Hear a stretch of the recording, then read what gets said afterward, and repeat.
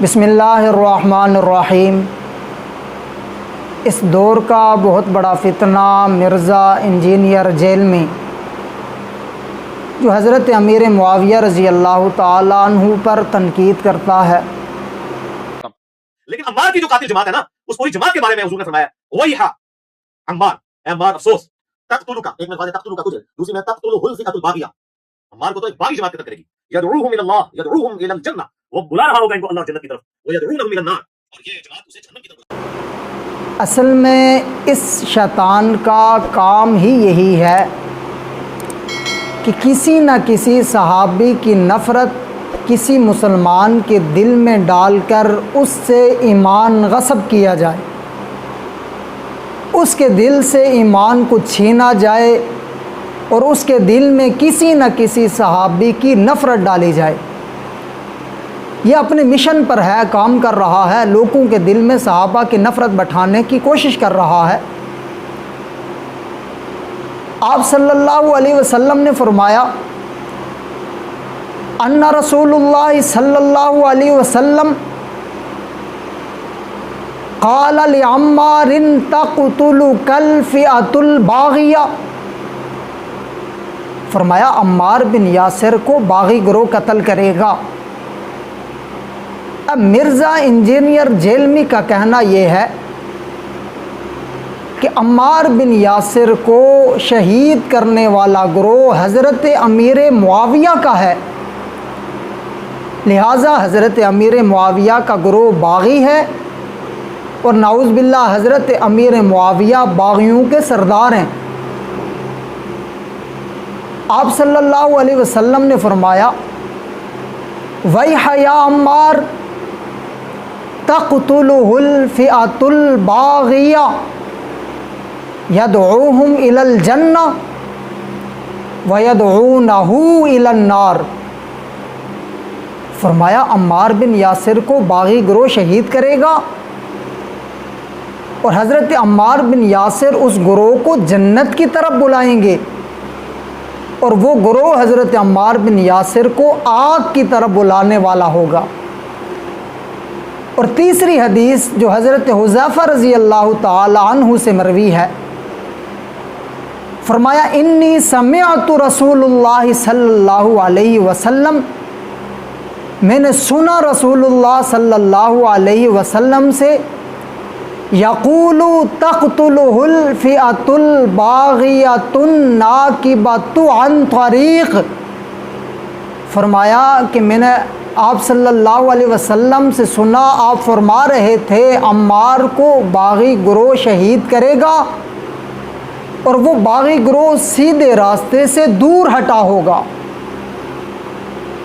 اب ان تین حدیثوں میں 5 باتیں واضح ہوئی۔ پہلی بات، عمار بن یاسر کو آپ صلی اللہ علیہ وسلم نے شہادت کی بشارت دی کہ حضرت عمار بن یاسر کو شہید کیا جائے گا۔ دوسری بات، شہید کرنے والا باغی گروہ ہوگا۔ تیسری بات، اس گروہ کو حضرت عمار بن یاسر جنت کی طرف بلائیں گے۔ اور چوتھی بات کہ وہ گروہ حضرت عمار بن یاسر کو آگ کی طرف بلانے والا ہوگا۔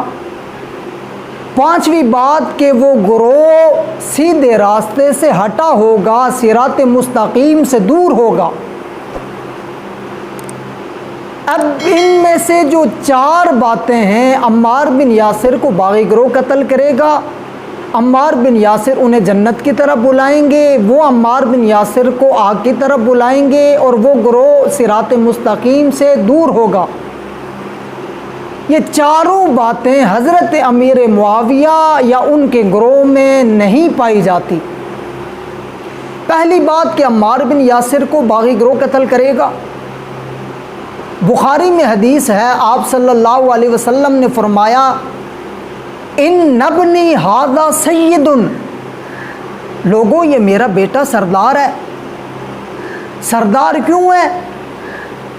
فرمایا لعل اللہ ان یصلح بہ بین فئتین عظیمتین من المسلمین، فرمایا یہ دو بڑی جماعتوں کے درمیان صلح کروائے گا من المسلمین، وہ دونوں جماعتیں مسلمانوں کی ہوں گی۔ اب ذرا سوچئے تو صحیح، انجینئر مرزا اور اس کے ماننے والوں سے میرا ایک معصومانہ سوال ہے، حضرت حسن رضی اللہ تعالی عنہ اس شخص کے حق میں خلافت نبوت سے دستبردار ہوئے جو شخص باغیوں کا سردار ہے، فئاتن باغیتن کا سردار ہے، اس شخص کے حق میں دستبردار ہوئے جو شخص نعوذ باللہ جہنم کی طرف بلانے والا ہے، اس شخص کے حق میں دستبردار ہوئے جو شخص صراط مستقیم سے ہٹا ہوا ہے۔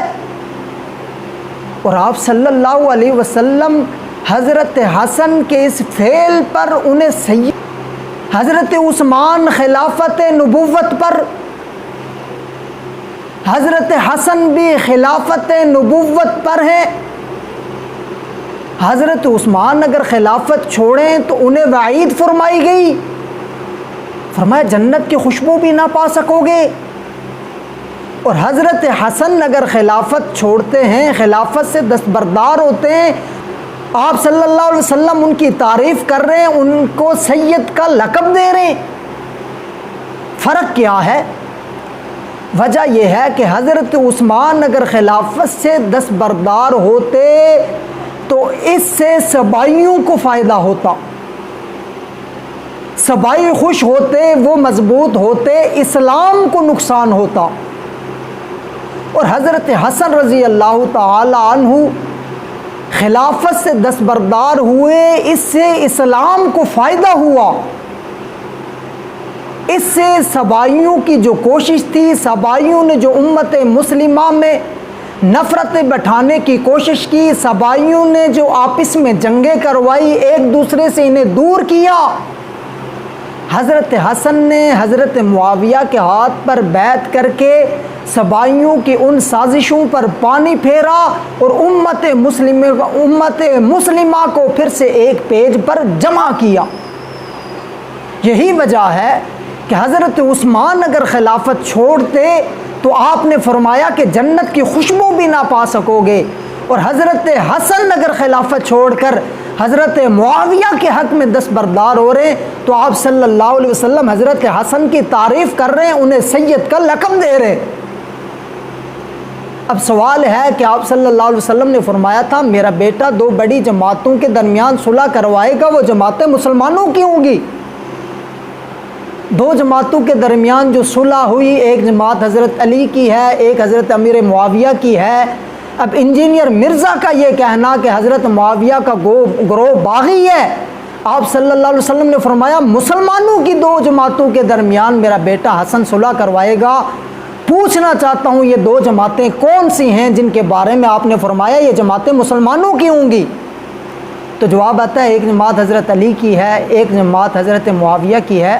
تو یہ تو آپ نے فرما دیا کہ یہ جماعتیں مسلمانوں کی ہوں گی۔ مسلمانوں اب آپ صلی اللہ علیہ وسلم کی مانیں گے یا اس لعنتی انجینئر کی مانیں گے؟ اللہ پاک سے دعا ہے کہ اللہ پاک ہمیں حق سمجھ کر حق پہ عمل کرنے کی توفیق عطا فرمائے، صحابہ اور اہل بیت سے سچی محبت عطا فرمائے۔